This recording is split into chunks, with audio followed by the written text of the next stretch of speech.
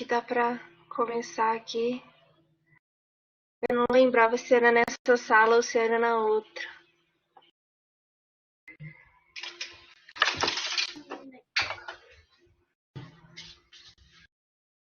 Desculpa quem tá aí esperando há um pouquinho a mais de tempo. Gente, cadê? Deixa eu só ver uma coisinha aqui. Ó, vou começar dando os informes e tem. Deixa eu só colocar aqui para aprovar todos.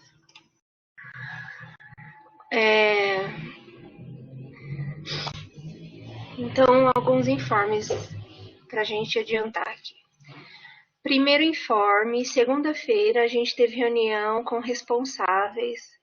Foi uma reunião bem bacana. A gente nessa reunião falou sobre o edital, né, a chamada pública de doação de computadores, notebooks. Eu acho que se a gente for procurado, né, agora a chance é bem maior, porque esses responsáveis devem conhecer bastante gente que tem empresa com essa intenção. Então, agora a gente está esperando, se a gente for procurado, né, ser procurado por mais empresas. E teve a participação de bastante servidor, né, bastante docente. A Vanessa fez uma fala bem bacana, acho que contribuiu bastante para acalmar os pais, né? A Kai fez um excelente trabalho. O pessoal que participou, né, dessa reunião foi muito bacana. Fiquei bastante feliz com a reunião anterior. É muito bom quando a gente fala com eles. Eles ficam mais tranquilos. Foi interessante também porque a gente pôde projetar aquela planilha que a Ana fez e mostrar para eles, né, as atividades que estão sendo feitas. E aí, nesse sentido, eu queria convidar quem ainda não conseguiu colocar ou passar para a Ana as atividades que estão fazendo com os alunos, né? Projeto, atividade. Então, que envie para a Ana ou compile na planilha a atividade que está sendo feita, porque os responsáveis ou os alunos mesmos podem se organizar para buscar fazer essa atividade e sair desse mundo, né, caótico que está lá fora e vir para a escola, vir para o instituto, esfriar a cabeça, né? Então, nesse tempo de isolamento, é importante que eles façam as atividades que a gente propõe para eles. Então, nesse sentido, eu peço para que quem ainda não propôs alguma atividade, algum quiz, algum jogo, algum projeto, faça por favor, porque é assim que eles vão voltar para a gente, tá bom? O Lucas, não sei se ele já chegou aqui, porque ele estava até agora há pouco no Comparece, né? Fazendo as traduções dele. Mas ele, se tiver mais alguém aqui da comissão de comunicação, ele mostrou para mim como tá ficando aquele site similar barra melhor que o de Itapetininga que nós estamos fazendo. Tá ficando bem bacana. Ele não tem, pelo menos no dia que ele falou, não tinha uma previsão de quando ficaria pronto. Mas está ficando bem legal. A Thaís também tinha falado comigo. Com relação ao site, e alguns alunos não têm ainda o acesso ao e-mail institucional. Então, o pessoal da comissão de comunicação fez uma notícia aqui, né? Quem está acostumado com o nosso site vai ali no embaixo, né? Estou compartilhando a tela aqui no compartilhamento de tela. Então, vai aqui embaixo e tem últimas notícias à esquerda e um bloco de notícias alunos. Então, tem ali termo de autorização para acesso aos programas educacionais e e-mail institucional. Então, a gente já, quem tem a oportunidade de falar com eles, né, sabe que alguns não acessam esse e-mail.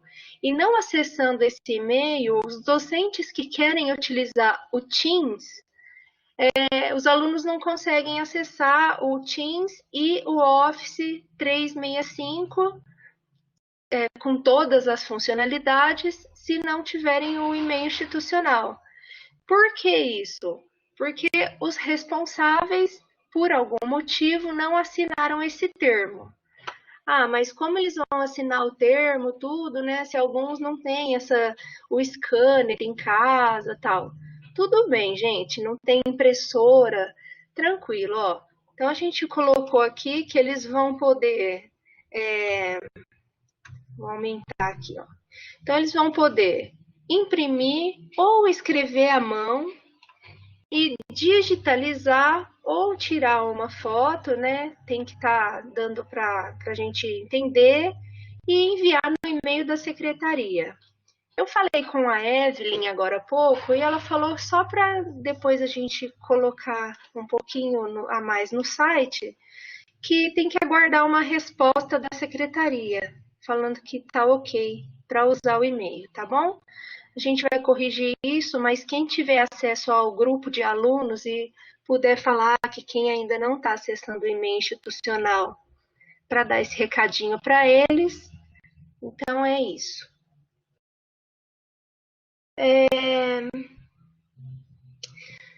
Entre hoje, no máximo amanhã, a CAI vai publicar o edital da Bolsa Ensino. E esse edital ele é temático para Covid, são ações de Covid. Não sei se a Fernanda já chegou. Cadê? Não. Vai ser, vai ter esse tema aqui, então entre hoje e amanhã. Então fiquem atentos, os docentes que quiserem propor projetos nessa área, vai ser lançado esse edital. E daí, o Irando, que eu vou depois chamar no probleminha, que vai ser o nosso representante, né?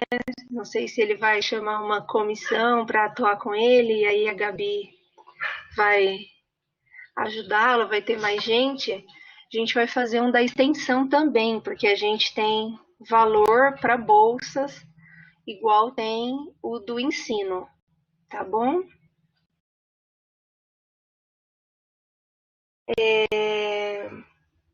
Tá. O CONCAN voltou a se reunir. A gente decidiu que toda segunda-feira vai ter reunião enquanto tiver demanda para isso. Na próxima segunda-feira vai ser a primeira reunião ordinária. Hoje é o prazo para convocação da próxima reunião ordinária. Os conselheiros vão propor pautas, então a gente decidiu que a gente fez um documento no Google Docs para que os conselheiros possam decidir as pautas, né?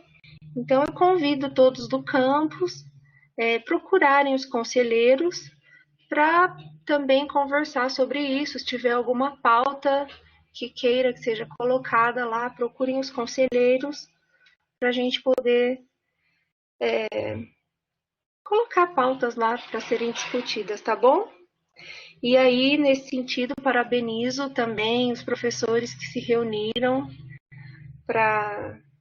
Gente, todo espaço de reunião que tiver para discussão, todo espaço democrático que for criado no campus é muito importante.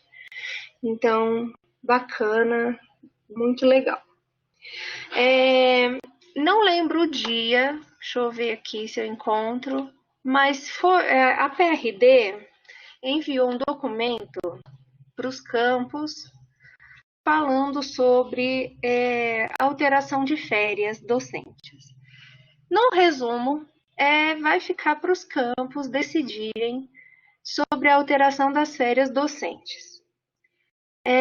Eu vou compartilhar depois sobre isso, mas não sei o que a gente pode decidir a respeito disso. Amanhã, hoje era para ter sido finalizada uma documentação no Comparece. Deixa eu ver aqui, tá. E não sei se a gente pode pôr esse documento no CONCAN, se a gente pode tomar essa decisão no CONCAN. Alteração de férias, acho complicado pela questão financeira, né? Por causa de recebimento.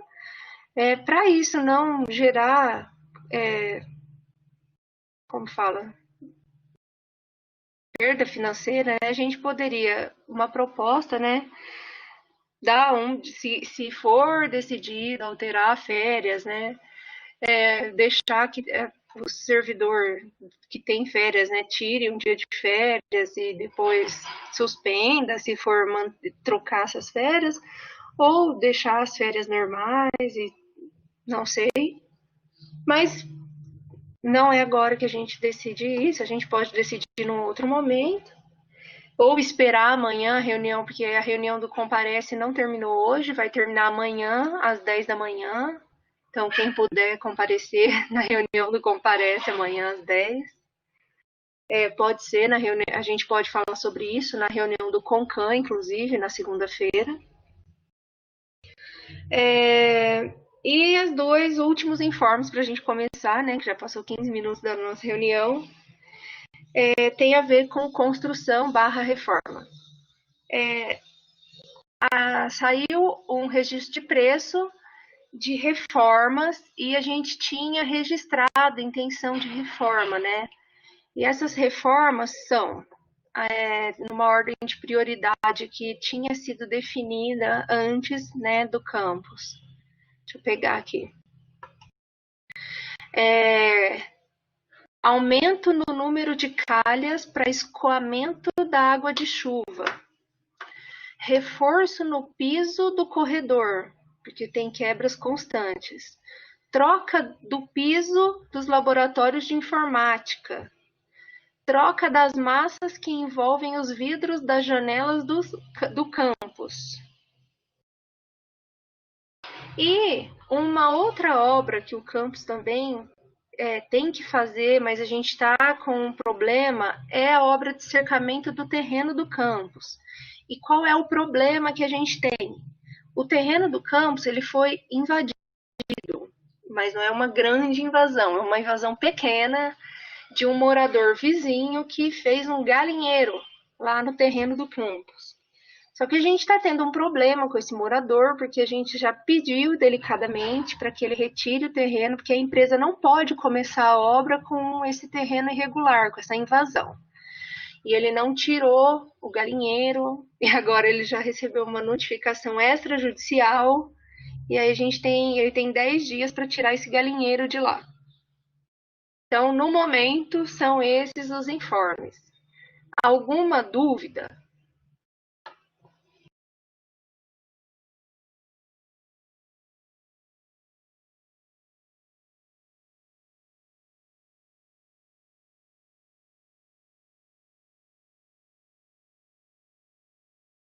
Tá. Entendendo que não, a Gabi, hoje, muito generosamente, preparou um material pra gente. Gabi, você tá aí?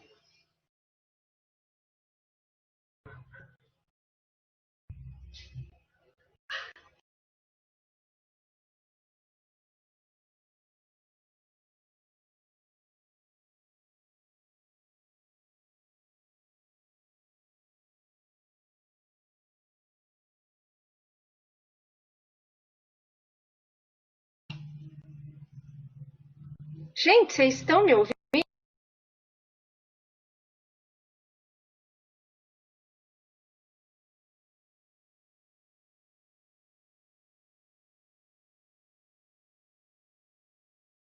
Alô, Oi, Camila, tá me ouvindo? sim.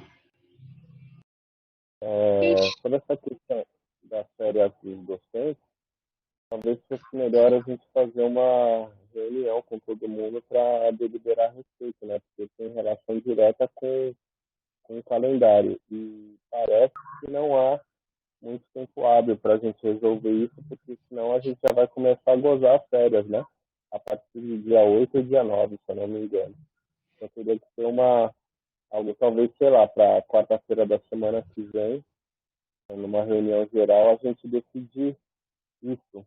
Mas aí tem que estar vinculado com o calendário. Só que o calendário está insistente, a gente não sabe como é que vai ser. Então a gente precisava primeiro definir se vai deixar só um dia em julho ou se a gente vai gozar as férias como já tá acertado no sistema. isso. Então, aí a gente precisaria decidir se vai alterar o calendário ou não, né? E a alteração de calendário, ela é feita pelo CONCAN, mas precisaria ouvir o campus, né? Sim, sim, por isso que eu até falei da importância de trazer essa pauta para uma reunião geral. Eu até queria também saber, não sei se você tem essa informação, como é que os outros campos vão fazer, se a maioria vai pegar só um dia de férias em julho para tirar depois dos 14 depois, ou se o pessoal vai gozar as férias normalmente. Você tem essa informação? Aqui acabou de sair também, né, esse comunicado, então ainda não se sabe, imagina. Então, Nil, vi lá no, no grupo, né, onde saiu esse comunicado, que o pessoal queria esperar o que seria da reunião do Comparece hoje. Mas a reunião do Comparece hoje não acabou hoje. Ela vai acabar amanhã. Esperamos que acabe amanhã. Então, eu sugiro que a gente aguarde amanhã essa reunião também.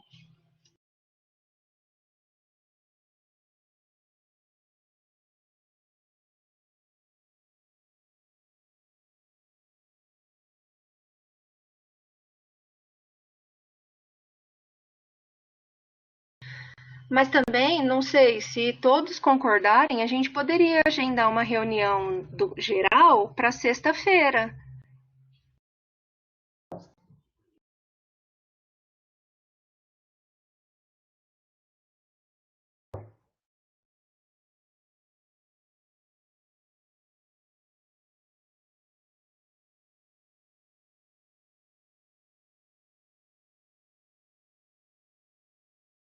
A gente poderia, então, vamos fazer uma sugestão. Vou fazer uma sugestão. Vamos chamar a Gabi para começar, e aí a Gabi começa e depois no final, a gente volta a falar sobre isso, pode ser? O Gabi, você conseguiu? Agora deu certo. Como que eu faço para colocar o slide, Camila?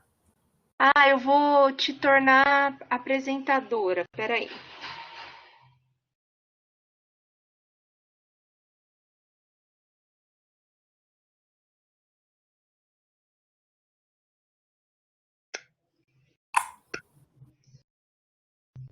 Vê se deu certo.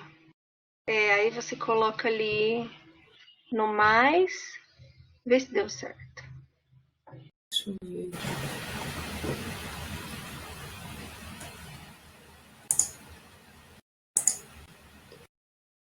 Onde que eu. Não. Você Ah, apareceu um mais ali para você? aham. Apareceu.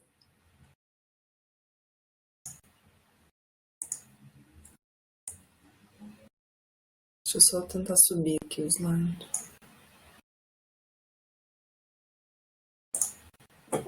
Você está usando slide ou PDF, Gabi? Eu só vi em PowerPoint. Tá, então eu sugiro que você salve seu PowerPoint em PDF. Tá. Por quê? Porque vai ficar melhor para você usar. Bom, particularmente eu nunca usei PDF aqui, e toda vez que eu usei um documento diferente, bom, tá, então tenta assim. Não, eu tinha colocado e eu não consegui cancelar. Ah, não, então tenta assim mesmo, tenta assim mesmo. Se não der certo, aí eu troco. Bom, gente, boa tarde, tudo bem? A Camila, vocês estão ouvindo bem? Se precisar falar mais alto, vocês me avisem, tá? Camila havia, então, convidado para compartilhar isso aqui com vocês. Eu tentei montar alguma coisa assim que pudesse ajudar todo mundo, né? Me incluo nessa, porque às vezes tem coisas aqui que eu também não faço, viu? Não é porque eu coloquei um slide que significa que eu faço, mas para a gente até poder discutir algumas coisas. E aí, assim, sobre as possibilidades de uso das ferramentas do Moodle, eu coloquei mais para discutir sobre as potencialidades. Eu não coloquei como que a gente organiza uma sala, porque acho que isso seria uma outra formação. E eu sei lá, assim, até configurar a sala, mas não faço das melhores, as minhas não ficam tão bonitinhas.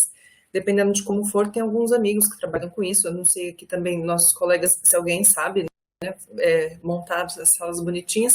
Eu coloquei aqui mais, assim, algumas coisas que eu evidenciei na minha pesquisa do doutorado e da literatura, né, por ter trabalhado, então, com a educação à distância já há um bom tempo. Então, eu coloquei assim, possibilidades de uso, né, das estratégias da educação online. Eu coloquei aqui educação online porque o termo até educação à distância, ele está começando a entrar em desuso. Então, se a gente pega a questão da documentação internacional, já aparece, né, os referenciais de fora, já aparece o termo online, não mais à distância, mas isso é pauta para outra discussão. Então, aspectos que corroboram a inclusão pedagógica e aprendizagem significativa. Então, eu falo isso daqui do ponto, parto desse ponto. Inclusão pedagógica foi o termo que eu criei e defendi na tese de doutorado. Então, eu trouxe esses elementos para a apresentação. E aí, sugestão de implementação de salas virtuais e atividades remotas, né, a partir dessa concepção da inclusão pedagógica. Então, peguei alguns elementos, assim, para a gente poder pautar mesmo, se formos, né, utilizar o Moodle, alguns elementos que nós colocamos dentro da sala que colaboram para essa questão da inclusão, né, de um ambiente, pensando assim, um ambiente inclusivo e para aprendizagem significativa. E aí eu coloquei no final possibilidades de uso das ferramentas, considerando então o rol, né, de recursos e atividades que o próprio LMS já coloca para a gente, o próprio ambiente virtual. Então, assim, de onde que eu parto, né, com isso? A contextualização, então, para esse termo da inclusão pedagógica, eu criei isso durante o doutorado até por observar a falta de estudos que tem, né, e não só estudo, mas também na prática, né.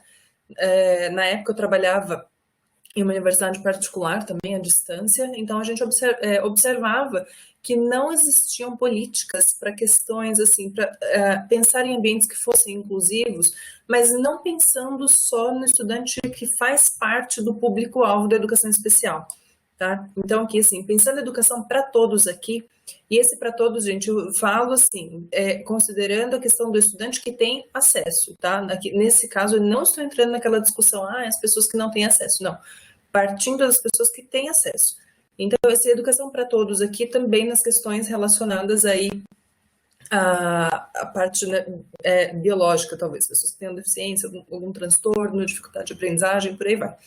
Então, assim, o que eu evidenciei? Que todas as pesquisas, né, que falavam de educação à distância partiam sempre desse público-alvo da educação especial, que são pessoas com deficiência, transtornos globais do desenvolvimento, que entram aí a questão do autismo, né, em todo o espectro, e altas habilidades e superdotação. Né? Então, assim, o foco da produção científica no Brasil e a maioria também internacional. E aí não tinha, por exemplo, nós temos estudantes que têm transtornos de processamento auditivo central, dislexia, esses estudantes não entram dentro desse público, e não há, né? Tem pouquíssimos estudos que trabalhem em relação a isso. Então, o que evidencia e a literatura aponta também, que esses modelos de curso que são one size fits all, o que é isso? eu elaboro o mesmo curso para todo mundo. Mais ou menos o que acontece muito, né, hoje em dia nas universidades privadas, inclusive nas públicas, são poucas as iniciativas ainda que são construídas prezando pela questão da diferença dos estudantes, né? E aí, outro aspecto evidenciado é que recurso de acessibilidade não garante ambiente inclusivo. Então, assim, a acessibilidade, ela é um step para eu chegar no ambiente inclusivo, mas o simples fato de eu colocar, por exemplo, recurso audiodescrição, né, com que eu trabalhei mais, isso não torna necessariamente o ambiente inclusivo para o estudante com deficiência, e inclusive, né, aqueles sem deficiência também encontram outros entraves. Então, por isso que eu coloco ali do planejamento à execução, tá? Então, no doutorado eu criei esse contexto, esse conceito. Oi? Felipe? Bom, eu criei esse conceito da inclusão pedagógica, então, partindo dessas duas frentes, né, de teorias de educação à distância, que agora a gente, né, tem trabalhado com o termo educação online, e pensando, então, nessa questão de inclusão, mas aí levar em consideração mesmo esses estudantes, tanto que tenham deficiência, que sejam parte lá, né, do público-alvo da educação especial, que é um público bem delimitado por questões até financeiras, enfim, isso entraria em uma outra discussão, mas também aqueles que não fazem parte, né? Ou inclusive estudantes sem deficiência, que foi o que eu evidenciei dentro da minha pesquisa. Então, tinha estudantes lá que não tinham deficiência e encontravam barreiras no processo de aprendizagem, né? Então, aqui eu coloquei o que seria esse conceito. Então, são assim, resumindo, né? Não vou ler, são medidas, então, que nós adotamos, levando em consideração as características dos estudantes e suas diferenças, né? Então, tem um termo que é discutido bastante na literatura francesa, que é acessibilidade pedagógica. No Brasil tem alguns referenciais que falam sobre isso, principalmente do INEP, se eu não me engano, são alguns instrumentos, né? Que seria, tem um autor que é o Benoit, que ele fala que seria como se fosse uma rampa de acesso a esse conteúdo. Então, assim, eu acabei evidenciando que essa questão da acessibilidade pedagógica, ela ainda é aquém de quando a gente fala de um curso, né, pedagogicamente inclusivo. Então, para eu pensar nisso, montar um ambiente virtual, né, tentando atender a todos os estudantes, eu preciso pensar nesse processo desde o planejamento. Então, eu preciso levar em consideração questões no planejamento, né, implementação dessa sala, avaliação, execução, enfim. E aí eu coloquei aqui, então, alguns... seria um percurso, né? Então, vem do planejamento, construção e execução. Então, para planejar, eu simplesmente, assim, bem diferente, não, mas tem as nuances, né? As diferenças de eu planejar uma aula para o presencial e uma aula para a questão da educação à distância. Então, eu preciso pensar em qual abordagem metodológica que eu vou adotar. Isso eu vou falar aqui, assim, olhando sob o viés, né, da educação à distância. Questão de fluxo de trabalho, se, por exemplo, preciso contratar equipes, isso também tem que ser previsto. O desenho das disciplinas, como que eu vou colocar essa disciplina, tanto as atividades, quais ferramentas que eu vou utilizar, quais ferramentas que me ajudam, né, e vão ajudar aquele estudante a atingir o objetivo que eu coloquei. Questão de interação no ambiente, que tem bastante relação com a abordagem metodológica, de acordo com o referencial teórico, né, que eu me embaso.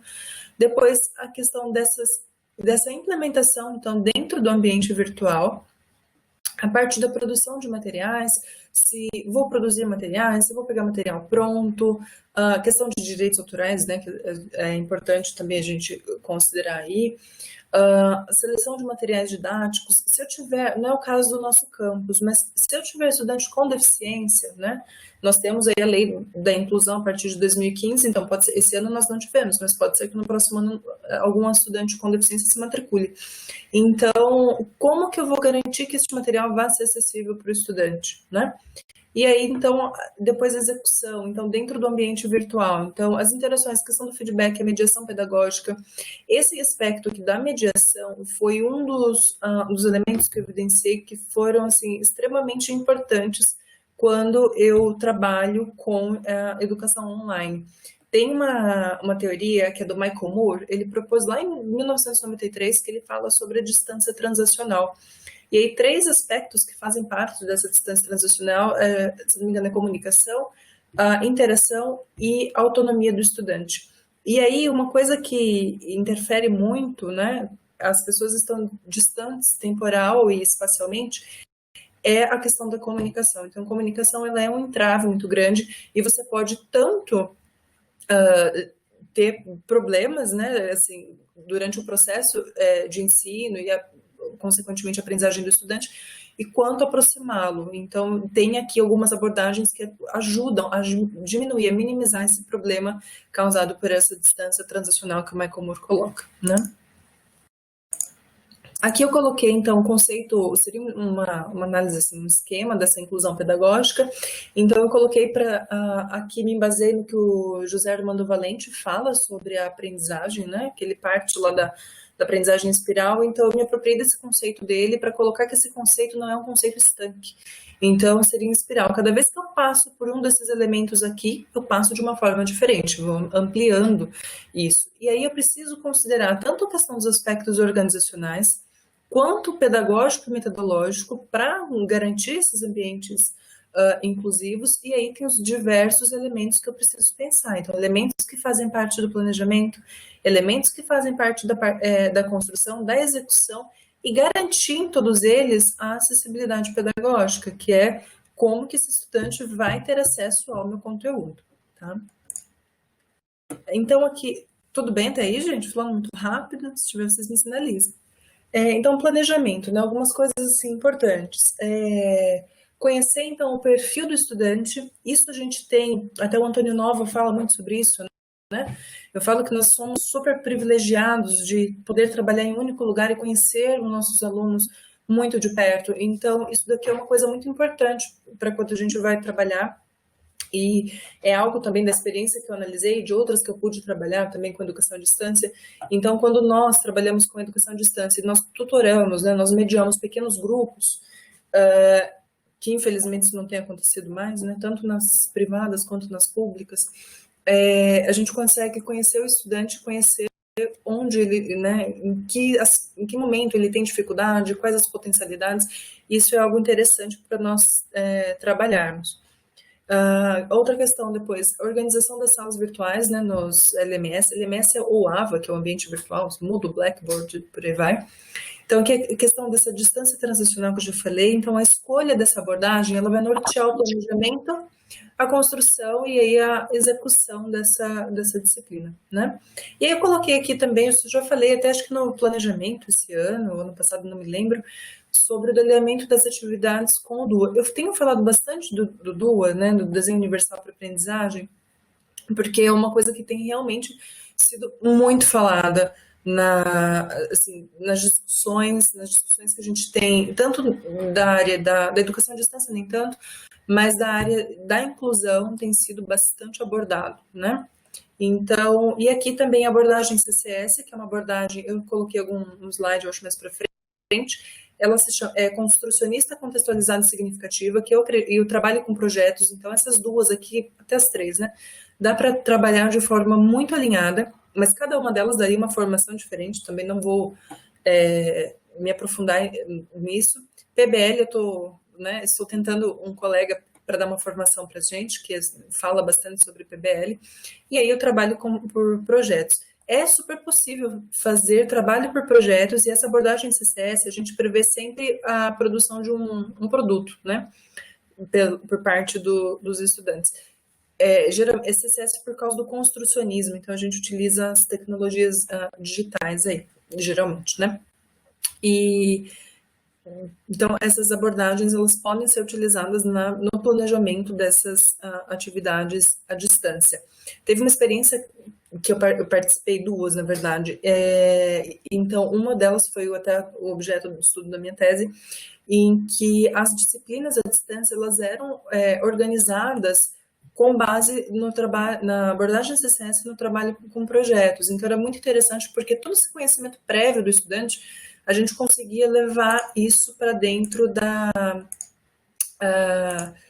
das disciplinas, né, e trazer as discussões.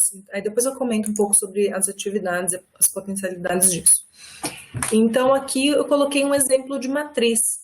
Então, assim, diferente daquele plano de aula, né, que nós fazemos para o presencial, não sei aqui se alguém já deu aula também à distância, a gente geralmente trabalha com matriz. Toda vez que eu preciso elaborar um curso, uma disciplina, isso daqui, mais ou menos, tá? Esse daqui eu peguei de um curso que eu estava escrevendo, então, material, isso daqui é o material que a gente usa na Unesp, mas eu tenho um outro material, eu não encontrei, é um pouco mais detalhado, eu posso procurar, depois eu mando para vocês.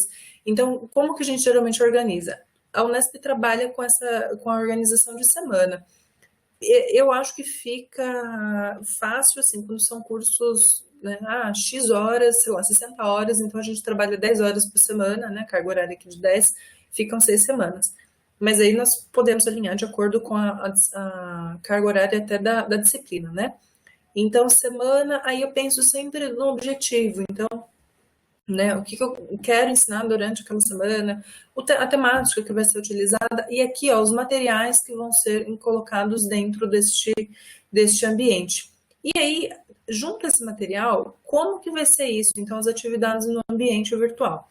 Essa aqui é uma etapa de planejamento. E aí, então, nessa etapa de planejamento, a gente já prevê também, aqui eu ainda não escrevo as agendas, eu acho que a Ana, a Ana compartilhou aquele link que eu tenho feito com os alunos, aquilo ali seria uma etapa depois dessa. Então, antes a gente, para colocar no ambiente virtual, coloca desta forma aqui, né? Então, aí depois, a partir disso, então eu já sei o objetivo, o tema que eu vou trabalhar, os materiais e a atividade no ambiente, então fica fácil de elaborar uma comanda para o estudante, tá?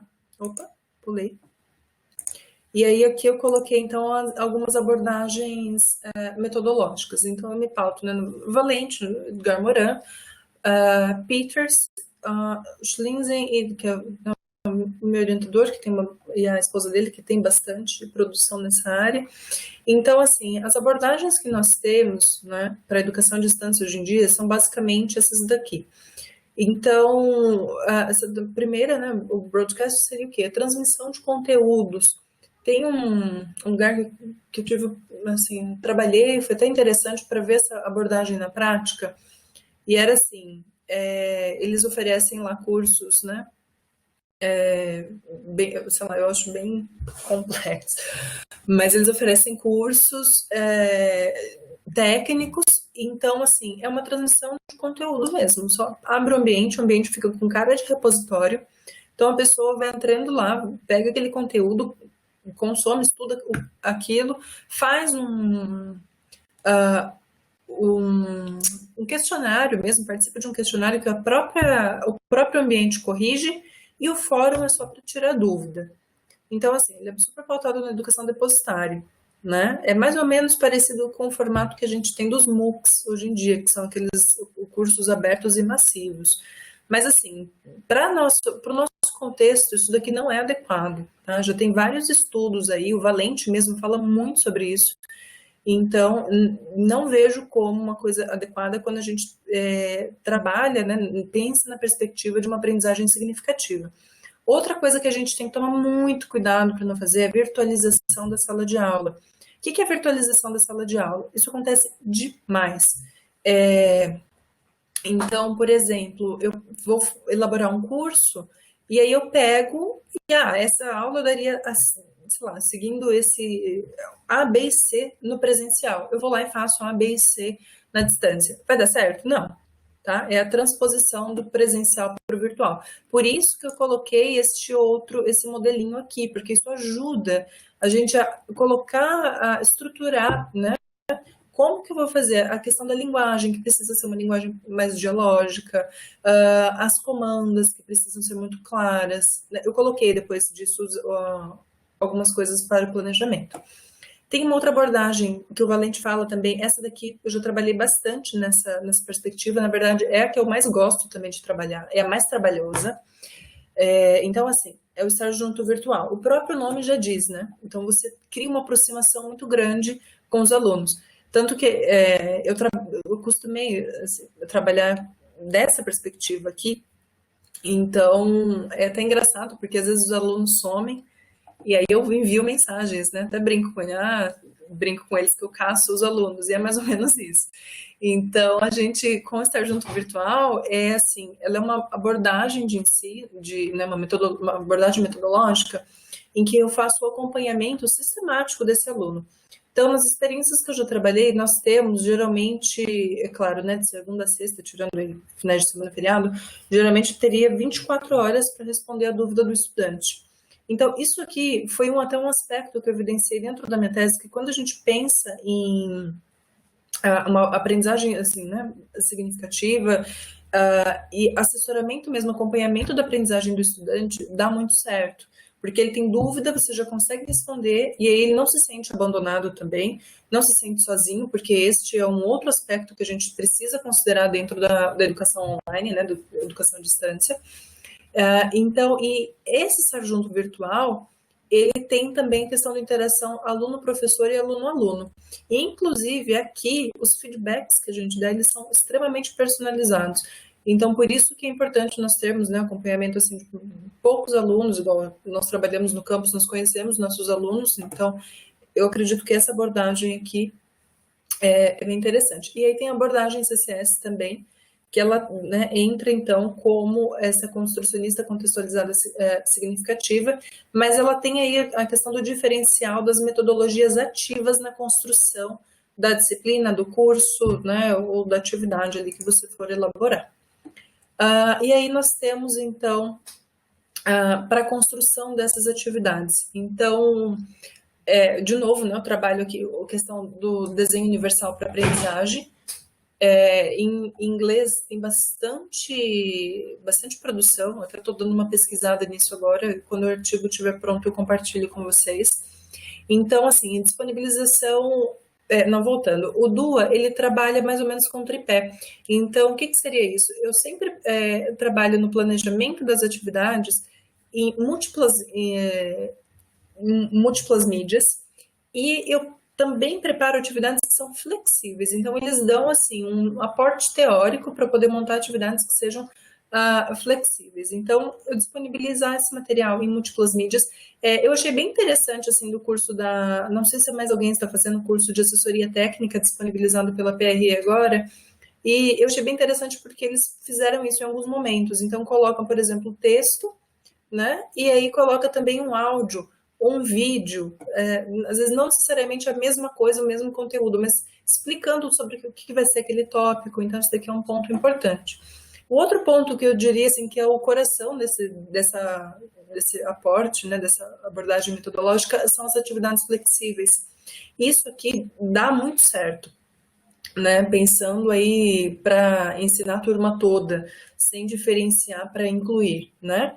Então, o que seria esse diferenciar para incluir? A gente que é da área já é acostumado a falar isso.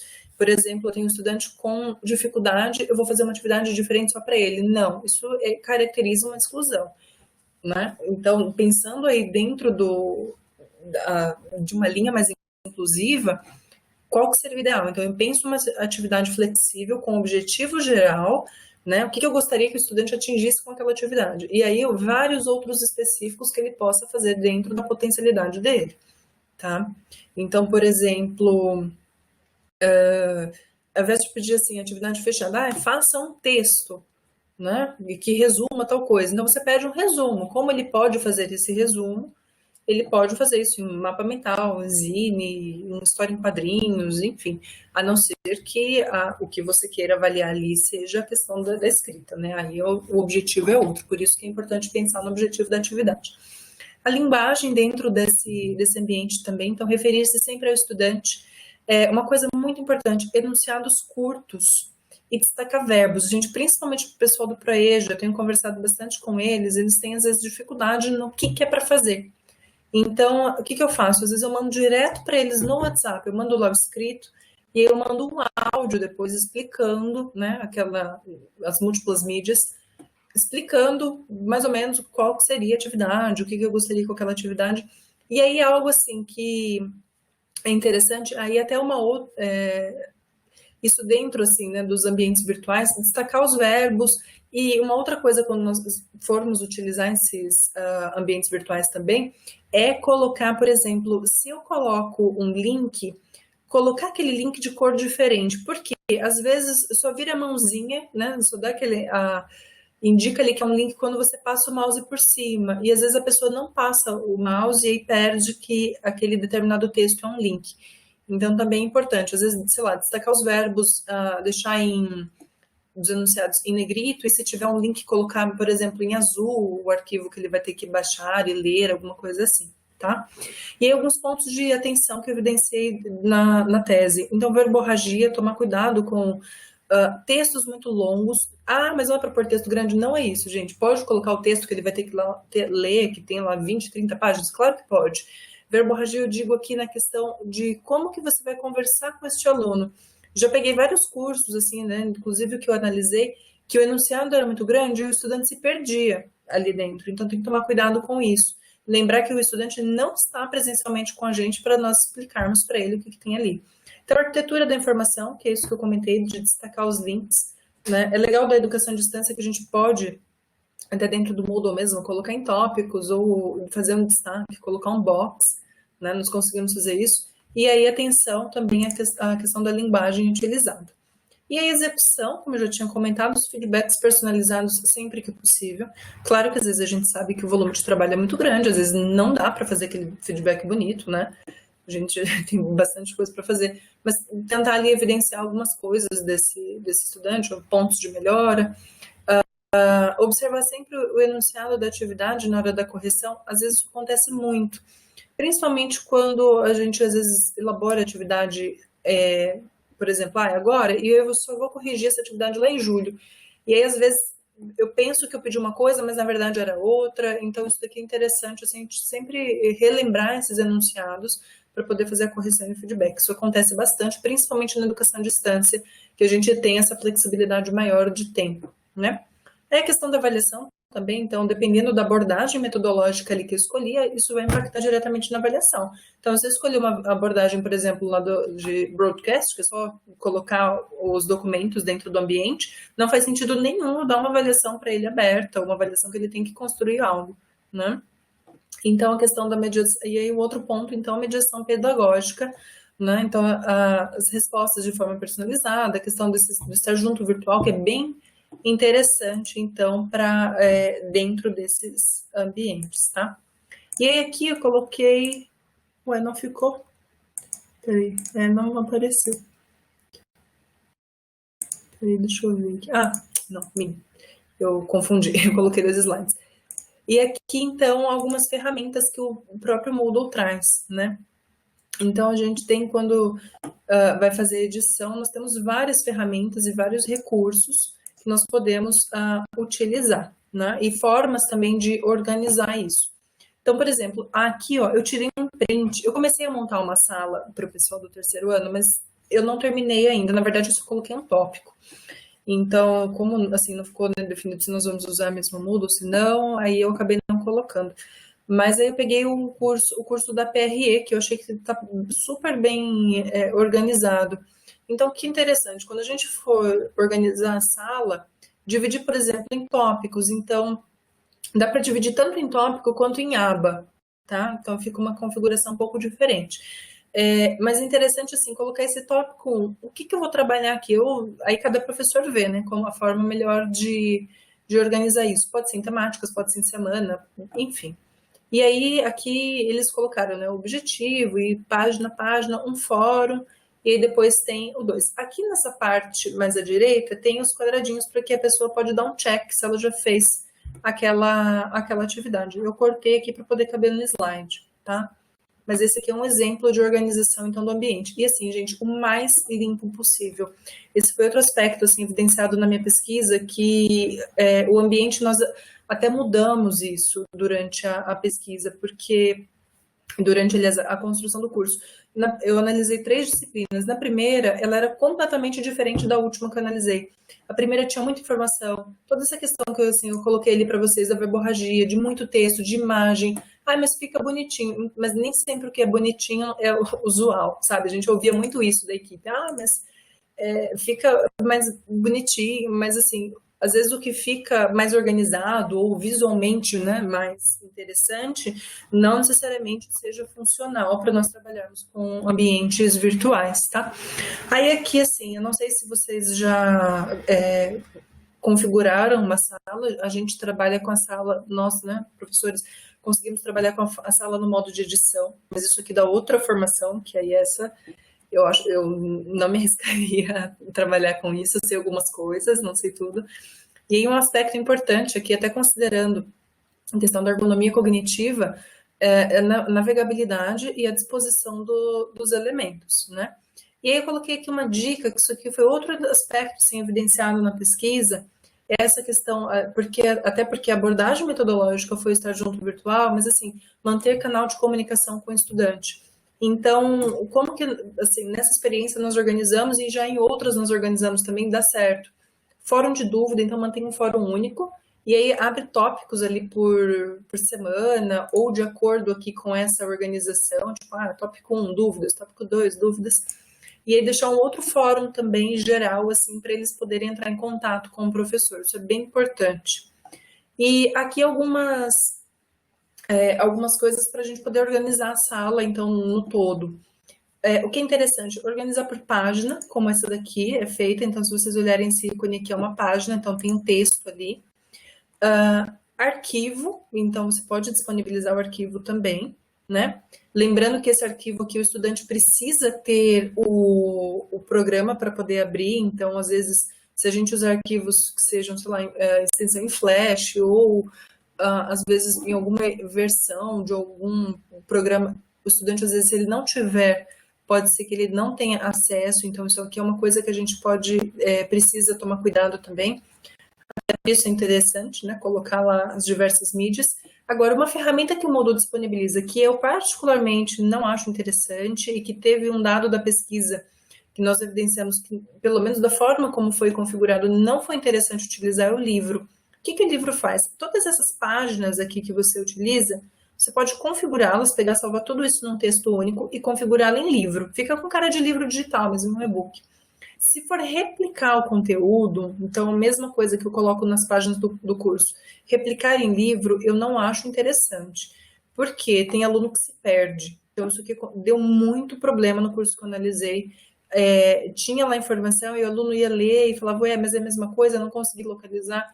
Então, assim, gente, ferramenta livre, eu particularmente, se for colocar a mesma coisa, eu não acho viável, a não ser que você vá construir um livro, texto, por exemplo, para a disciplina. Aí tudo bem.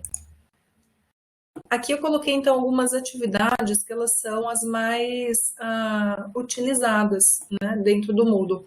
Então, quando a gente ativa o modo de edição, nós temos aqui algumas das ferramentas, né, dos recursos, eles chamam de recurso outra coisa, mas algumas das ferramentas que são interessantes, assim, para as potencialidades. Então, por exemplo, base de dados. Essa base de dados, ela é bem bacana, porque, assim, por exemplo, se eu vou trabalhar com pesquisa, então eu posso dividir os estudantes em grupos. Então, como que eu poderia fazer uma organização disso? Dividir os estudantes em grupos, crio fóruns para cada grupo, e aí eles discutem ali sobre determinado tópico, e aí ou o texto, ou os links, enfim, o que eles forem produzir, cada grupo cria uma base de dados, e a gente pode configurar essa base de dados para eles deixarem visível. Então, um grupo consegue visualizar do outro, e é legal que, às vezes, um até consegue avaliar, comentar, dá para fazer atividade em par, em grupo, é bem interessante. Big Blue e o Chat aqui o Big Blue é para videoconferência online, o Chat também é outra ferramenta para assíncrona, e fica salvo, mas assim, particularmente, eu nunca vi nenhuma experiência do Moodle, de todos que eu já participei, que o chat tenha dado certo.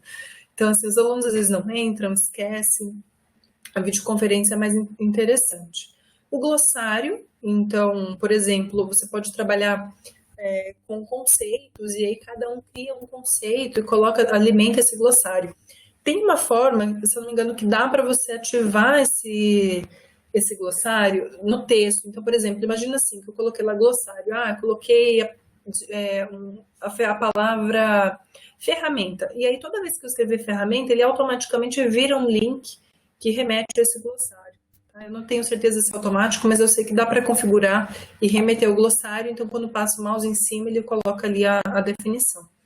Tem aqui o laboratório de avaliação, que é a possibilidade de fazer avaliação em pares, então, por exemplo, ou até em grupos, né, atividade onde o aluno entrega, então, ao invés de o professor corrigir primeiro, um estudante corrige do outro, não sei, pensando aí, né, na área de português, talvez uma redação e o outro estudante vai, corrige, depois o professor consegue olhar todas a atividade feita com as contribuições e fazer a correção final. A lição é bacana para webquest ou para questionário, né? Porque é tipo aqueles questionários que nós vamos passando de página, sabe? Então, assim, ele só consegue acessar a página 2 depois que ele responder o que tem na página 1. O questionário, é o questionário tradicional, então tem várias formas também de fazer o questionário. A ferramenta tarefa, que é basicamente a ferramenta mais utilizada, então, que é envio de arquivo único. E uma outra que eu acho bem interessante, que é o Wiki. A Wiki dá trabalho para corrigir. Então, a gente, como professor, tem... Wiki e base de dados são duas assim, ferramentas que eu gosto muito, mas eu acho que dá um trabalho para corrigir. A Wiki, os estudantes vão conseguindo, construindo textos colaborativamente. É bem bacana. Dá para propor isso tanto em fórum, que eles consigam discutir isso dentro do fórum, quanto na Wiki. Aí eu deixei o fórum para o final, porque ele é um pouquinho mais longo, e eu acho que é uma das ferramentas que a gente mais utiliza quando elabora curso à distância. Assim, dessas todas, né? Eu acho que o fórum é a mais utilizada, principalmente quando se preza pela interação. Então, o fórum é bacana porque tem múltiplas potencialidades de utilizar isso daqui. Por exemplo, para criar aliado a outras ferramentas. Então, por exemplo, eu quero que vocês construam uma wiki ou pesquisem e coloquem na base de dados. Então, posso criar vários fóruns por grupos e aí cada grupo só vê o seu fórum. Também tem como configurar isso. Outras possibilidades, assim, colocar, por exemplo, o fórum mesmo, aquele que as perguntas vão aparecendo uma embaixo da outra. E tem possibilidades também de criar em tópicos, né? Então, eu particularmente, depende da disciplina, não, depende da atividade. Eu particularmente, dependendo de como for, assim, tem lá as orientações para criar um fórum a partir de uma pergunta geradora, e aí os estudantes vão participando abaixo. Geralmente a gente coloca, né, assim, coloque uma contribuição, uma réplica e uma tréplica, e é interessante, dependendo do objetivo da atividade qual for e da abordagem metodológica escolhida, o professor também participar desse fórum e direcionando aqui. Tem, assim, dentro, né, daquela abordagem de estar junto virtual, o professor, inclusive, assessora o fórum. É bem interessante, assim, pensando no processo mesmo de construção de aprendizagem nesse sentido.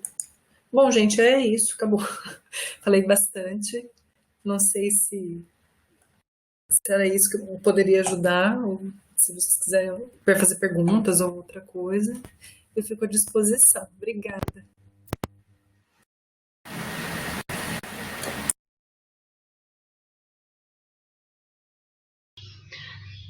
Bom, primeiro, Gabi, show de bola, né?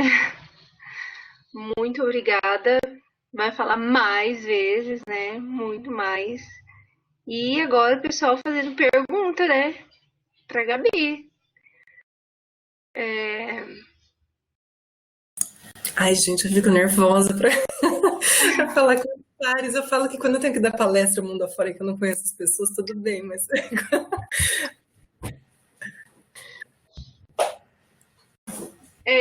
Eu assim, eu tinha feito...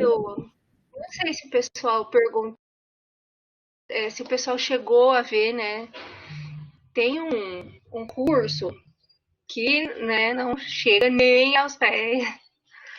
É um curso que chama Qualidade de Cursos em Educação à Distância. Ele está sendo oferecido via Moodle pelo IFRS e ele fala um pouco, né, sobre como planejar as aulas. Ele não fala, Gabi, por exemplo, do que por exemplo, do que é cada um. Se você puder voltar um pouquinho sua apresentação, por favor. Isso. Esses o que é de quê? cada esse. Não, os recursos mesmo. Esses Então, por daqui. exemplo, do que é cada joguinho, né? Aham. Do que cada um desses faz. Mas ele fala, por exemplo, então de como a gente, de que é diferente, né? Nem mesmo na nossa sala de aula a gente chega e joga um texto, dá o texto na mão de cada aluno e simplesmente o aluno começa a ler, né? Então a gente tem Sim. que chegar na sala e falar, olha, hoje nós vamos estudar o texto de Camões e qual era o contexto na época, né? Por que aquele texto foi escrito, enfim. Então, assim, até mesmo na sala de aula a gente tem uma forma de trabalhar e no Moodle também não é diferente. E é importante, né? Como trabalhar com o Moodle, como conhecer, né, a ferramenta. Então, eu achei muito interessante. Muitíssimo obrigada. E eu queria que tivesse mais perguntas. Obrigada. Imagina, eu peguei assim, um apanhado da minha tese, tentando. Claro, tem muito mais coisa, mas aí eu tentei pensar no nosso contexto, né? Então, por enquanto, nós não temos alunos com deficiência, nem estudantes que fazem parte, né, desse público-alvo da educação especial, porque minha área, eu liguei as duas coisas, né? Então, assim, não tinha teoria para trabalhar essas duas, essas dois essas duas áreas, e aí por isso que eu acabei juntando as duas coisas.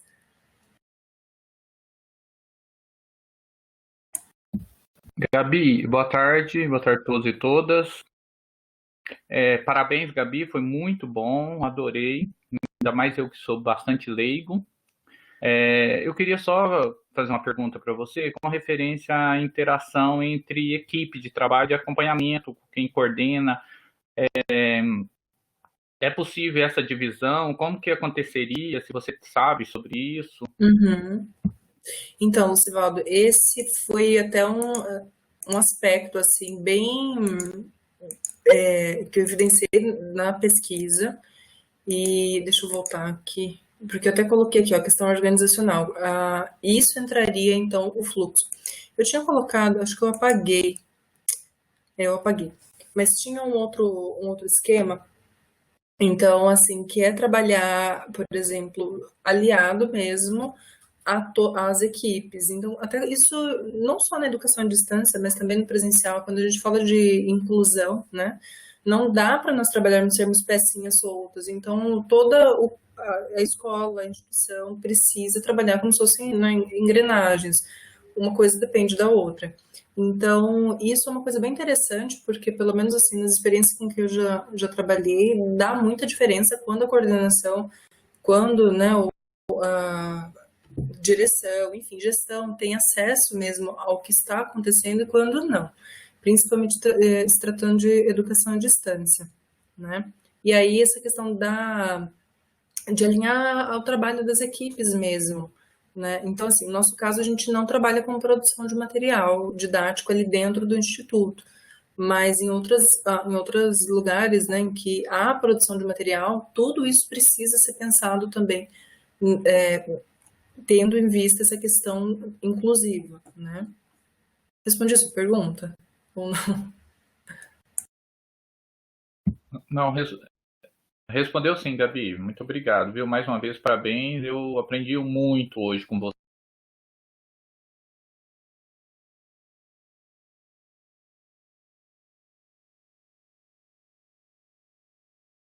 Pode ir, Tati, não tinha ninguém antes. Oi, vocês estão me ouvindo? Sim. Ok.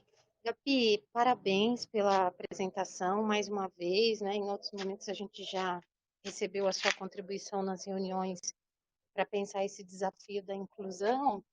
E aí eu queria aproveitar para fazer uma consideração e também te ouvir, né? Você que é especialista da área. Eu tenho participado da coordenação desse curso que você apresentou aí, do currículo de referência, e você, inclusive, foi uma das elaboradoras de um dos tópicos que a gente solicitou para o NAPNE.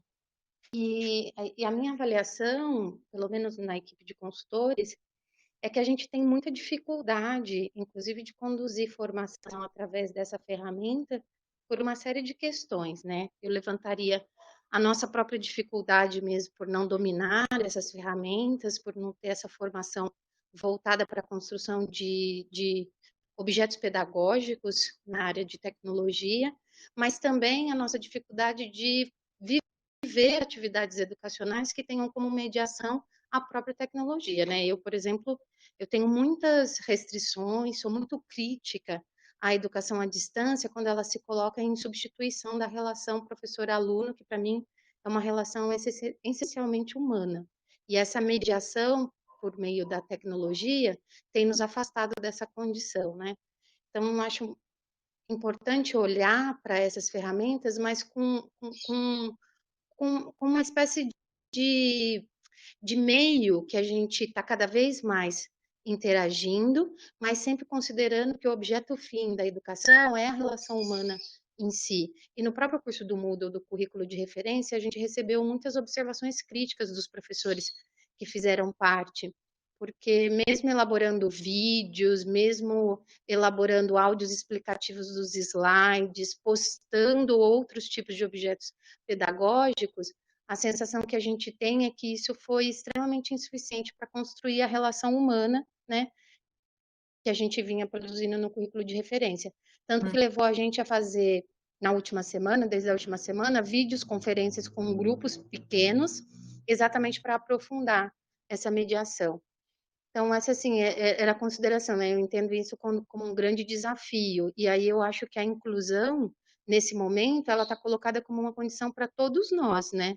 Não só para aqueles que apresentem necessidades específicas de aprendizagem, mas para todos nós. Uhum.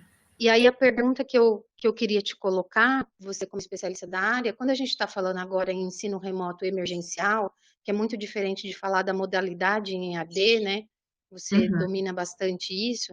Quando a gente está falando em modalidade, em ensino remoto emergencial, a gente está falando agora também da alteração de toda a condição do trabalho docente, né? Porque agora eu estou me vendo na condição de elaborar uma série de materiais que ou eu não estava acostumada, ou que eu vou ter que passar a fazer, que na educação à distância, no geral, a gente tem uma equipe muito grande de apoio que faz isso.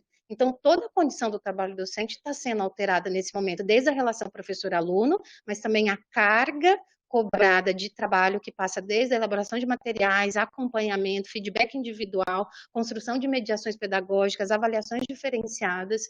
Então, assim, a minha pergunta para você é: como é que você está vendo esse momento que a gente está vivendo e quais são os caminhos que a gente pode aprender, não só com a sua pesquisa, mas também com aquilo que já se tem de aprendizagem significativa, né, desenvolvido, para a gente aplicar agora, nesse momento emergencial em que nós estamos, considerando que o trabalho docente é sim um espaço de elaboração criativa e intelectual e que não pode ser também tomado apenas na sua condição prática, né, na sua condição pragmática.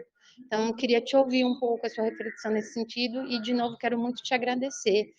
Você me ensina muito, eu tenho incorporado na minha prática docente muita coisa que eu trago inspiradas naquilo que você tem trazido para nós. Você sabe, a gente já fez coisas juntas, mas agora, nesse momento emergencial, eu também queria te ouvir, quase que como um pedido de contribuição mesmo, né? Quais são os caminhos que a gente pode trilhar, considerando todas essas questões críticas também, né? Que eu acho que a gente não pode perder de vista.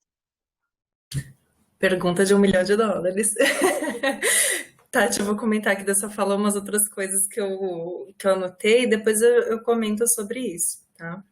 Assim, sobre esse curso que você havia comentado, assim, se eu for olhar com, né, então eu comento meu olhar de banca, tem algumas questões, depois até se você, o pessoal do curso quiser, eu posso até pontuar alguns pontos. Eu achei o curso, no geral, muito bom, assim, talvez tenha conseguido desenvolver o curso por já ter essa experiência, talvez, com a educação à distância, né? Mas, assim, tem algumas questões, por exemplo, do tamanho dos textos mesmo, disposição, a questão dos links que não são marcados, mas depois eu posso passar isso para vocês, né, se vocês quiserem. Não num tom de crítica, claro, mas para contribuir, né? Mas o curso, no geral, eu achei muito bem organizado. Essa questão de humanizar mesmo a educação à distância, isso é uma coisa assim que o grupo, né, do meu orientador, a esposa dele, que eles trabalham juntos, na verdade. E aí, dentro da Unesp, então, no núcleo de educação à distância da Unesp, uma coisa que a gente prezava muito E até na UFSCar também, quando eu trabalhei por lá, é por essa questão humana, não tirar essa parte humana da educação. Isso, assim, isso é uma coisa que eu fiquei literalmente doente quando eu fui trabalhar em ambientes corporativos, então em universidades que são empresas, porque assim, eu ficava desesperada porque eu queria conhecer o meu estudante. Eu trabalhava com uma universidade de Natal, então assim, eu tinha estudantes que estavam ali no sertão do Rio Grande do Norte e que eu sabia que tinha que pegar, sei lá, barco, não sei o que, carro, todos os meios de transporte possíveis para poder ir ao polo. E assim, isso era uma coisa muito complicada, né? Então, assim, né, por isso que eu bato tanto nessa tecla do estar junto virtual, porque, ok, tem a mediação, não é a mesma coisa de estar junto, não substitui a relação, né? Mas você tenta humanizar, então, assim, é conhecer o estudante próximo, saber qual que é a dificuldade que ele tem. Uma experiência muito interessante desse curso que eu analisei, eram os tutores, foi feito, tipo, como se fosse um concurso mesmo, para trabalhar nessa tutoria. E aí a questão de conhecer mesmo quem que eram esses estudantes. Então, em outras experiências que também trabalhei, eu lembro de ter trabalhado em algumas edições da pedagogia da UFSCar, então, assim, trabalhava muito mais, mas fazia questão de conhecer quem que era aquela outra pessoa que estava ali atrás da tela. Isso é uma coisa, eu acho que não dá para a gente perder de vista se a gente quiser realmente uma educação de qualidade, né? Então, assim, e esse curso, inclusive, não foi para... aliás, o que eu analisei não tinha pessoa com deficiência. Até por isso que eu trago esse termo aqui da inclusão pedagógica e falo lá no comecinho do para todos. Então, assim, a gente falava, beleza, né? Tem todos os recursos de acessibilidade possíveis e imagináveis que a gente tem, então isso não era suficiente para garantir que todo mundo tivesse acesso, né? Então, esse é um outro ponto. Agora, sobre a questão do ensino remoto que a gente tem agora, assim, é muito complicado. Eu até, né, trabalhando com os alunos do jornal, se eu não me engano, acho que a Maria Eduarda, eu fui escrever um texto, e aí eu fiz ela trocar o texto. Falei, Maria Eduarda, isso que a gente tem agora, isso não é educação à distância, mas nem está perto de ser, são estratégias da educação online, né? Então, assim, a gente tem, por exemplo, quando eu vou montar um curso de educação à distância, né? Estava escrevendo um curso agora, são pelo menos 2, 3 meses para você produzir uma disciplina, um material. Então, não é uma coisa que dá para fazer, amanhã eu vou fazer um curso à distância. Dá para fazer, mas fica daquele jeito, né? Então, assim, se você for levar todos esses aspectos em consideração, não dá para fazer de um dia para o outro, né? Então, assim, considerando esse cenário que nós temos agora, e aí entra o outro ponto que eu não coloquei aqui, que eu parti, na verdade, né, de um ideal, falando numa questão de idealização mesmo, como se as pessoas tivessem acesso, estivessem conseguindo acessar, mas não é isso que a gente tem. Então, eu vejo como muito complicado. Eu acho que a gente pode pensar, assim, em algumas estratégias dessa educação online, para poder trazer para esse momento, por exemplo, a forma como eu vou abordar os alunos, de ficar próximo mesmo deles, isso é muito importante nesse momento, a forma como eu vou colocar o texto, essa linguagem dialógica, outra coisa, até conversando com outros professores que estão trabalhando, né, aí mandar e-mail, mensagem que seja de uma forma personalizada, então tentar manter esse contato. Mas, assim, fazer, por exemplo, agora vai ser educação à distância, eu não vejo que é assim, não, né? Não sei se respondi sua pergunta, Tati, mas eu acho que Sim, respondeu, obrigada. pode pegar alguns elementos, né, do que tem para ajudar na nossa prática agora. Mas, assim, falar, isso é educação à distância, mas não é mesmo. Né? Então, assim, até por isso que eu coloquei algumas coisas aqui que a gente pode tentar pensar que ajudam, né? Por exemplo, pensar aqui, assim, na elaboração para não fazer virtualização de uma sala de aula, ou, por exemplo, as potencialidades mesmo das ferramentas, então, como que a gente pode utilizar essas ferramentas, mas aí tendo em vista toda a questão humana que tem aí, né? Levar em consideração que nós temos alunos ali do outro lado da tela. Mas também não tenho resposta, viu, Tati? Eu tento. É difícil. Nélio? Obrigada, viu, Gabi? Obrigada. Opa, alô, estão me ouvindo? Sim. Ah, obrigado, boa tarde. Nossa, que aula bacana, Gabi, parabéns, viu? Muito legal ouvir uma aula desta qualidade. Gostei muito do aspecto atitudinal que você mencionou. Vivemos um momento ímpar na história da humanidade, né? E a educação à distância é uma modalidade, obviamente, mediada por tecnologias, em que os alunos e os professores estão separados espacial e temporalmente, muitas vezes, né? Ou seja, não estão fisicamente presentes em um ambiente presencial de ensino e aprendizagem. Eu tive uma experiência como gestor, Gabi, há um tempo atrás, mais ou menos em 2009, com a Universidade do Estado da região pantaneira do Mato Grosso do Sul. Nessa época, a educação à distância no Brasil tinha uma legislação e, posteriormente, sofreu alterações. Mas ali eu pude perceber o quão importante é a educação à distância para as regiões ribeirinhas, regiões mais inóspitas do nosso país, onde não é possível ter aulas presencialmente, devido, obviamente, à questão geográfica. E estou vendo que a cada dia a educação à distância tem ganhado espaço. Eu acho que é um caminho sem volta.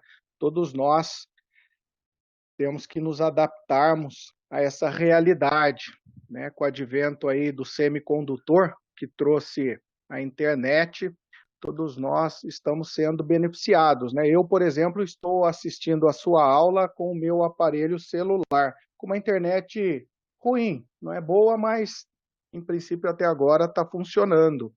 E isto para nós, professores, né, vai passar a fazer parte da nossa realidade, até porque nós temos também no nosso Instituto Federal de São Paulo uma diretoria de educação à distância. Quer dizer, já é um cargo discricionário aí na nossa relação.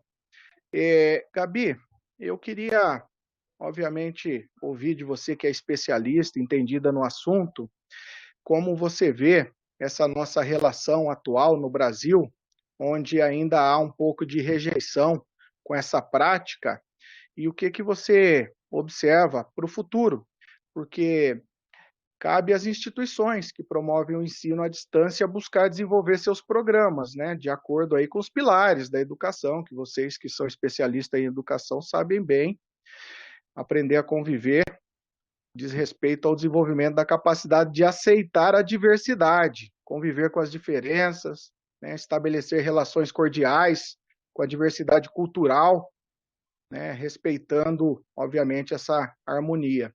E no Brasil, Gabi, né, como eu disse para você, lá atrás eu tive a experiência e acompanho o avanço. Em 2018, os relatórios do nosso Ministério da Educação apresentam 8 milhões, mais ou menos, de estudantes universitários em instituições públicas e privadas matriculados na educação à distância. E dizem que no futuro esse número deve ser equivalente aí, presencial, à distância, etc. Você, como especialista, vê com bons olhos? O que você acha aí que a gente pode ter de coisa boa e ruim aí com esse advento da educação à distância? Obrigado, viu? E mais uma vez, parabéns pela aula. Então, Nélio, da educação à distância, assim, o que eu vejo tem 2 pontos. Um é a questão da qualidade, né? Então, que as universidades públicas têm feito muito, tem muita pesquisa na área de educação à distância, muito curso bom, muito trabalho muito bom. Assim, o curso, por exemplo, eu trabalhei no curso de educação musical e no de pedagogia e no de engenharia da UFSCar também. Então, assim, são cursos que eram muito bons, né? Para gente que trabalhava na parte da mediação pedagógica, era extremamente trabalhoso ali fazer o acompanhamento daqueles estudantes, porque eu tinha que estudar o material, me apropriar daquilo ali antes, tinha contato direto com o professor para poder, às vezes, tirar dúvidas que eu não sabia responder. Então, assim, só que o que acontece, né? Bom, está sendo gravado, eu nem sei se eu poderia falar isso, mas assim, eu sei de um lugar que demitiu, teve uma leva de demissão recentemente e substituiu os professores por máquinas, por robôs. Então, assim, gente, isso é uma coisa inadmissível, sabe? Visando somente o lucro, né? Então, eu nem sei se os estudantes que pagam a mensalidade, muito suado, né? Assim, às vezes alguns têm bolsa, têm recurso para poder estudar, e às vezes é o sonho fazer aquele curso de graduação e a instituição faz isso. Eu acho uma grande falta de desrespeito, na verdade. Então, assim, eu acho que se a educação à distância tem muita potencialidade, tem muita coisa interessante a ser feita, dá para atingir um público muito grande, né? Então, assim, concursos da Unesp mesmo, teve acho que foi o de tecnologia assistiva. Então, assim, N turmas de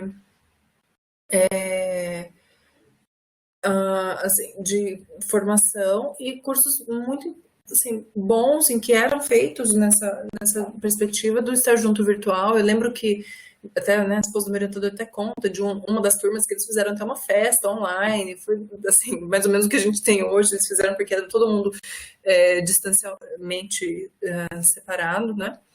Mas eu acho que tem essa questão da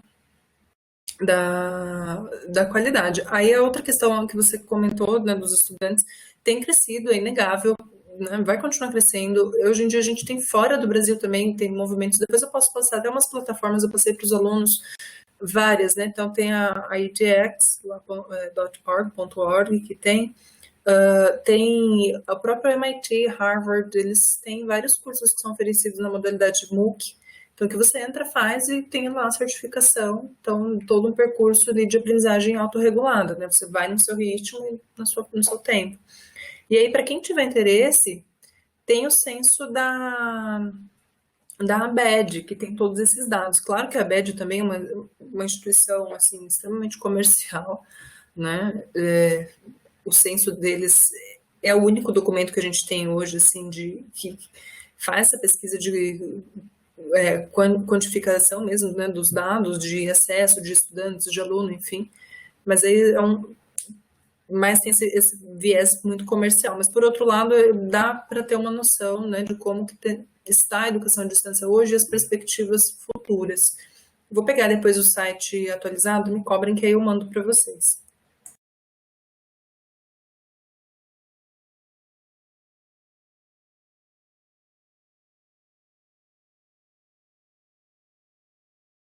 Respondi, né? Era isso? Nossa, Gabi, com certeza, é muito legal, né?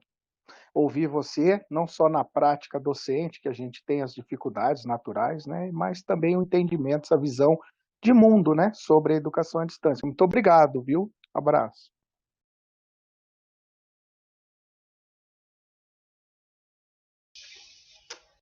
Pessoal, alguma dúvida mais?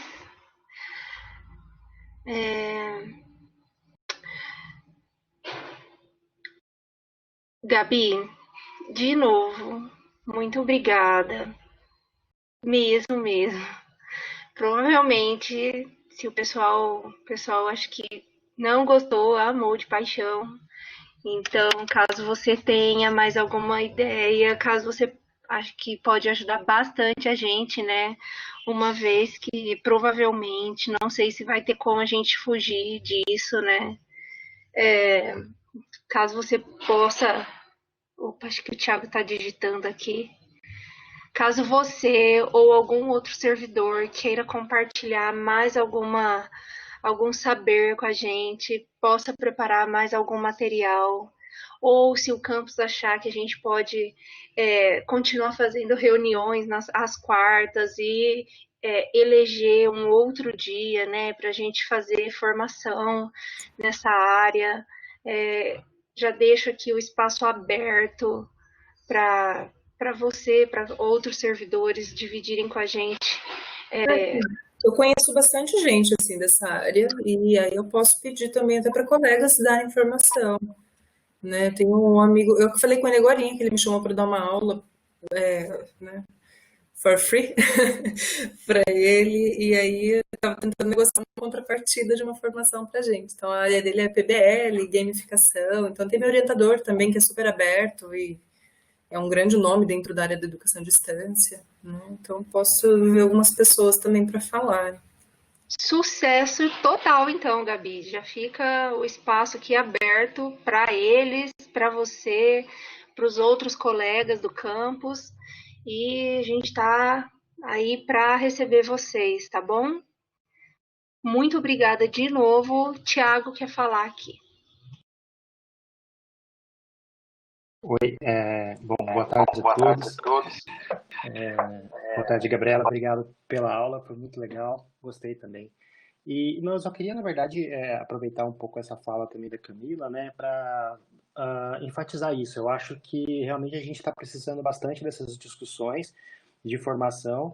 Eu acho que, assim, pelo que eu tenho lido em educação, eu acho que nem a própria palestra de hoje da professora Gabriela, eu acho que ela poderia ainda se desdobrar, poderia falar mais sobre o assunto de forma geral, né?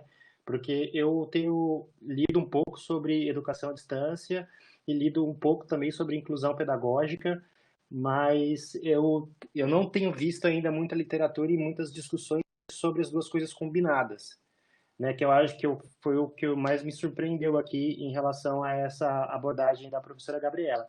Então, assim, eu acho que a gente poderia realmente fazer uma oficina de formação com periodicidade, inclusive tentando desdobrar um pouco essa questão que foi colocada aqui, entre, primeiramente, eu acho, né, a questão da inclusão pedagógica e depois também a questão dessa educação inclusiva, né, e também a questão da educação à distância na modalidade, pensando uma escola inclusiva, pensando uma escola aberta, né. Então, eu acho que essa temática me parece muito rica e que, nossa, eu toparia muito que a gente tivesse informações e que a gente discutisse mais sobre isso. Então, gostaria novamente de agradecer a professora Gabriela pela apresentação, que eu aproveitei bastante também.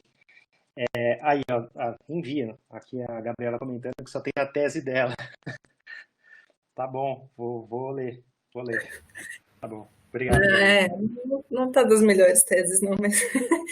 Então, esse conceito eu criei na tese, na verdade, porque não tem, até mostrei aqui a intersecção, né, aquele diagrama, e, assim, quando eu fui fazer o doutorado, me desespero, porque não tinha nenhuma das teorias, nada que discuta a inclusão mesmo, pensando na educação para todos.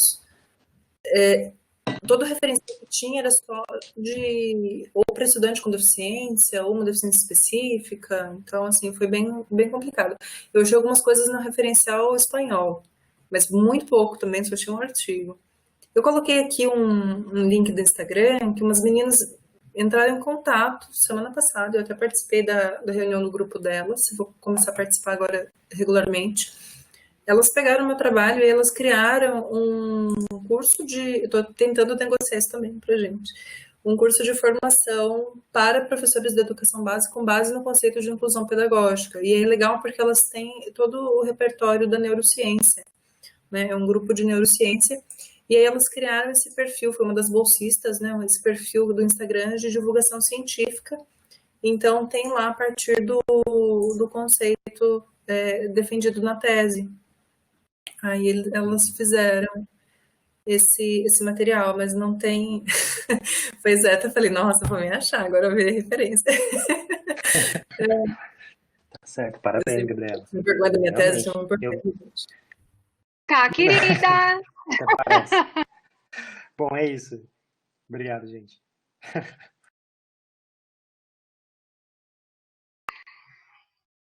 Muito bem, Gabi. Então é isso, gente. Bom, Gabi, então se você conseguir, por favor, que esse seu colega venha, participe da nossa reunião na semana que vem, avisa pra gente gente, então, viabilizar na próxima reunião essa fala dele, né? Ótimo. Tem possibilidade, Camila, de marcar outro horário? Eu sei que assim, a universidade que ele trabalha não suspendeu o calendário, eu sei que eles têm que cumprir alguns horários mesmo à distância. Então eu não sei ainda a disponibilidade dele. Mas aí eu vou conversando com vocês. Tudo bem, acho que sim. Tudo bem para vocês, gente? Para os presentes aqui? Seria na quarta mesmo, você sabe? Então, não sei. Ele me respondeu, mas em áudio. Eu não consigo ver a mensagem dele agora. Mas eu vejo certinho e eu mando para você. Tá bom. Ainda que não seja, vamos conversando, né? Porque a gente consegue se ajeitar aqui, tá bom? Obrigada de novo, Gabi.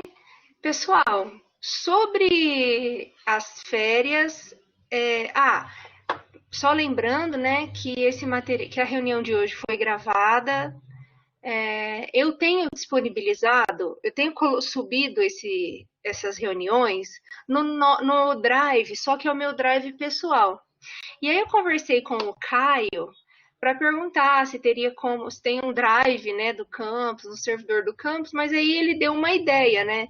Como o nosso campus tem um YouTube, a gente poderia subir no YouTube do campus. Então eu vou depois descobrir como que eu faço para ter essa senha ou para enviar para quem tem a senha, né, do YouTube do campus, para depois ficar essas reuniões que a gente faz, as reuniões gravadas do nosso conselho, também tudo nesse YouTube do campus, tá bom? Sobre uma reunião do nosso campus para falar sobre as férias. Poderia ser na sexta-feira uma reunião para a gente falar sobre as férias? Se vocês quiserem se manifestar no chat.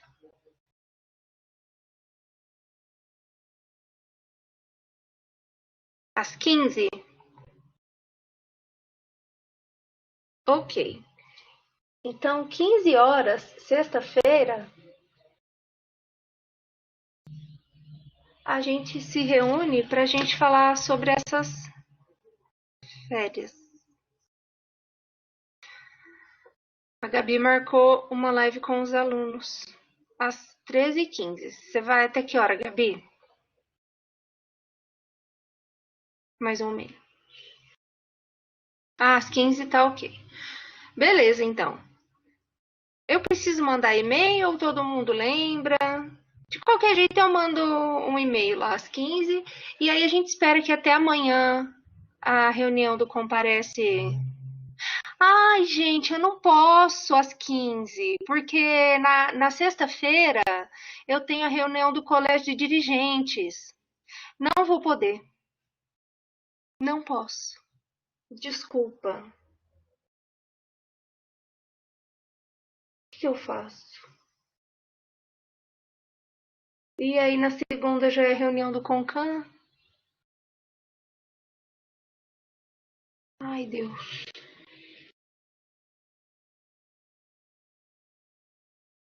Sugestões? Sexta às 19?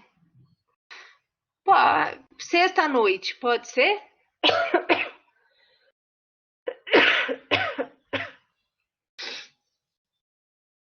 Então, quinta, Tatiane, amanhã poderia ser ou pela manhã às 10.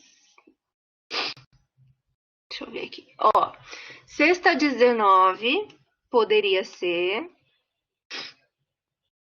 Terça à tarde. Aí teria passado até o Concan. Amanhã. Tá, deixa eu pôr aqui. Eu vou colocar uma enquete, tá bom? Pera aí.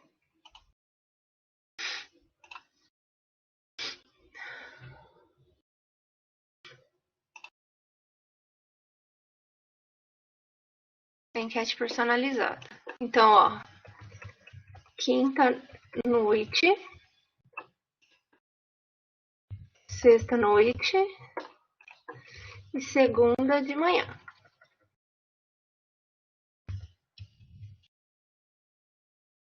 Vou iniciar a enquete, tá bom? Quem puder votar, por favor.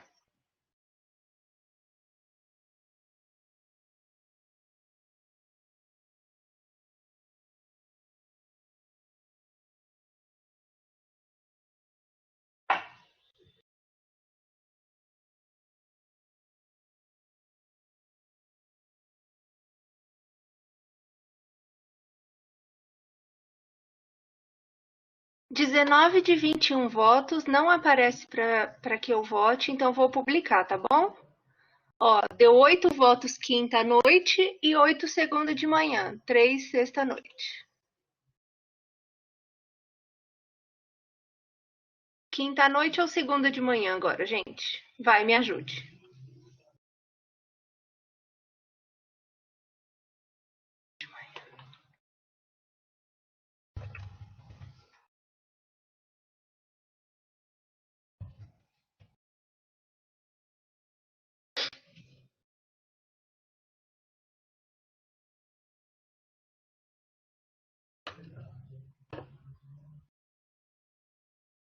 Dezoito votos.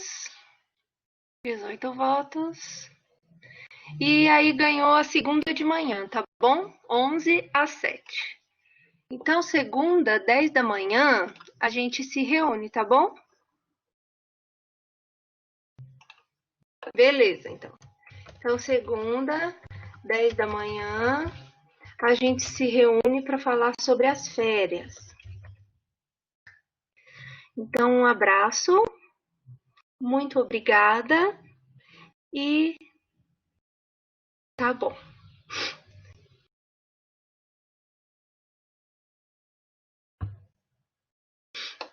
Um abraço, então, obrigada.